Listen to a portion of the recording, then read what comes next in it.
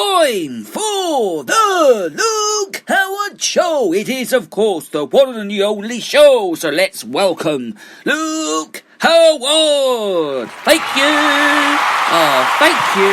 Thank you very much.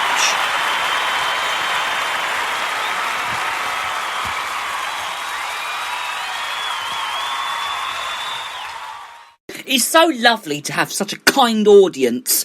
Thank you very much. My thoughts are with the audience. Of course, just to let you know, we have not got an actual audience in the studio, of course. Could you imagine if we had an audience in the radio studio? No. We have not got an audience. I just thought I'd let you know.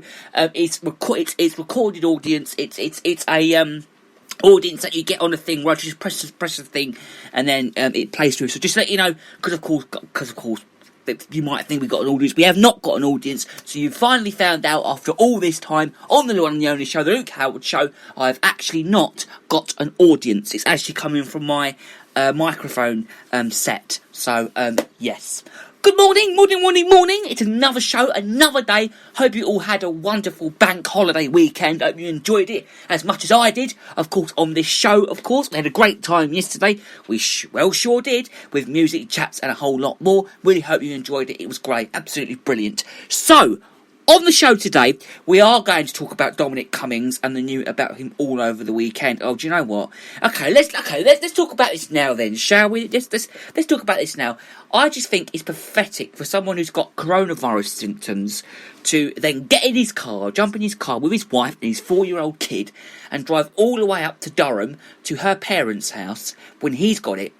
So I think it's pathetic to drive 250 yards up north, to Durham. I just think it's pathetic to do it. Absolutely ridiculous. So, but we have got key dates about what was going on, and we've got everything you need to know about that coming up in a moment. But first, I just thought it was pathetic to do it. Randomly, just go out your house and jump in the car with your family and go up north. Don't you think it's pathetic as well?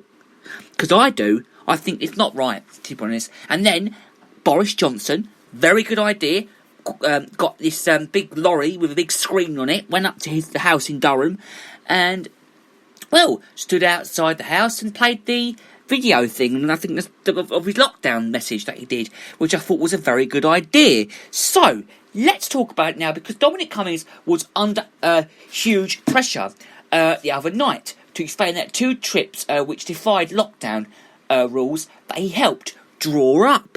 So, Boris Johnson's top grade was spotted with his wife this is in Hodjow Woods in Durham, a fortnight after the first, scuffling. He was first spotted in the city of April the 5th, while self-isolating with coronavirus symptoms. So a 264-mile journey from London saw him, back at work on April the 14th. But by April the 19th, which was last month, he was in Durham, but once more on that visit. And he brought off the pandemic with walkers that saw Mr. Cummings at the beauty spot and say that he remarked, though, didn't he? He remarked it. So he came under pressure to quit, but the PM retired his support. A tetchy Mr. Cummings clashed with press outside his home, insisting it's not about what you guys think. The virus death toll across the UK rose by 282 to 36,675. Wow, and it's a lot, and it goes up and up every day. And when you turn the news on first thing in the morning, and the first thing they say is, so-and-so, it's risen up. And it happens every day. You've just got to keep an eye on the news, because every single day it grows up and up and up. So the government was thrown into chaos the other day after they revealed the chief of stall broke lockdown rules. So Downing Street said that he needed his relatives to help with childcare after he and his wife Mary Wakefield fell ill. But it claims that they were mirrored in conclusion after it emerged that the couple continued to look after their 4-year-old son, I was right, of themselves in Durham, which is all the way up north, but they live in London. But Deputy Chief Medical Officer, though, Dr. Jenny Harris, she cast further doubt when she told the Daily Briefing the other day that the only explanation for the rules was if there was an extreme risk to life. So, a joint investigation by the Sunday Mirror and the Observer can reveal that the second significant of Mr. Cummings, though, they appreciated breaching the rules after beating COVID-19, and a couple, well, they reported that seeing him on Sunday, April the 19th. One told the Mirror that we were shocked and surprised to see him earlier in the week in Downing Street. We thought that he's not supposed to be here during lockdown, and we thought that what double standards, one rule for him as a senior advisor to the Prime Minister, another for the rest of us.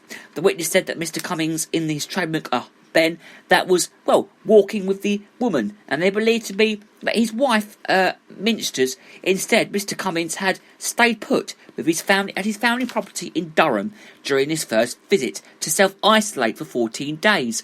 But Robin Lee, 70, a retired teacher from Bernard Castle, said that he saw Mr. Cummings and his family in a town before getting in Durham town before getting into a car at lunchtime on April the 12th.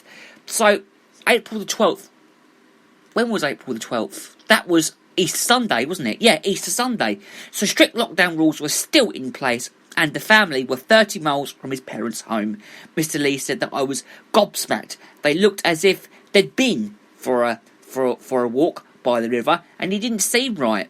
It really didn't, because he said I assumed that he'd be in London and he should resign now. You don't take the virus from one part to another country to another. It beggars belief when the advice was to stay at home and, well, saves lives. But of course Mr. Cummings didn't even listen, didn't even take part in it, of course, didn't even listen to the rules, because he just got in his car and went away with his wife and his 4-year-old kid to the mum and dad's. It's not right. They shouldn't have done it. And I'm sure you agree as well, because they shouldn't have. So it could have not been clear, but when they asked if he would consider resigning, he said that obviously not. He added, you guys are probably as right about that as Brexit. Remember how right you were. So when a reporter said self-isolating in Durham didn't look good, he said, who cares about good looks? It's a question, of course, of doing the right thing. It's not about what you guys think, he said. But he also has attended meetings of a significant advertising story, but Group for Emergencies, SAGE, which guides Downing Street. So a number 10 spokesman said, though, that owing in his wife being infected and the high likelihood that he would become unwell, and it was essential for Dominic and ensure that his young child could be properly cared for. But he went to a house separate, though, didn't he, from his extended family? And his sister shopped and left everything outside. But he believes that he was believed responsible and legally. But the spokesman denied for Mr. Cummings and had been spoken to by police. But in a new statement, Durham police said that they had phoned, of course, the family at the request of his father. A spokesman said that during that conversation, Mr. Cummings, father confirmed his son was self-isolating as part of the property. So the other day, Number 10 briefing, Transport Secretary Grant Shapps said that Mr. Cummings had the PM's full support, but the SNPS, Ian Blackford, said that Mr. Cummings had to leave the office. Well, Labour demanded that the urgent inquiry Number 10 yesterday that he wasn't following government guidelines. And the other night, a spokeswoman, she claimed that reporters that returned to Durham on April the 14th were increment. So on March 27th, Dominic Cummings is seen running out of Downing Street, sometimes between March 27th and 31st. Mr. Cummings makes the 260-mile trip to his parents' home in Durham, driving on an A1 or M1. He's spotted outside his parents' home on April the 5th by a local resident who says ABBA's Dancing Queen was blasting from his house. He's allegedly spotted again on April the 12th in Bernard Castle, just over 25 miles away, which is, around 13 miles off the A1M. By April the 14th, he was returned to London as he was pictured. He was pictured doing it and returning to work at 10 Downing Street. But he's right close to the Prime Minister. I don't understand why he did this, though. But he was seen by a witness on April the 19th in Huggle Woods, Durham, which would mean a second 260-mile round trip was made. So, questions that they answered. So, in the light of the public outcry, does Dominic Cummings will believe that it was okay to travel more than 250 miles in a car with his wife Mary, who had COVID-19? So next question was, where did the PM or any ministers believe that Mr Cummings was when they informed them he was just self-isolating? So the answer, there was another one here, because how many reminders, including the Prime Minister, knew that Mr Cummings was travelling to County Durham, or that he was self-isolating there? Did Mr Cummings back for advance for number 10 before the chief travels?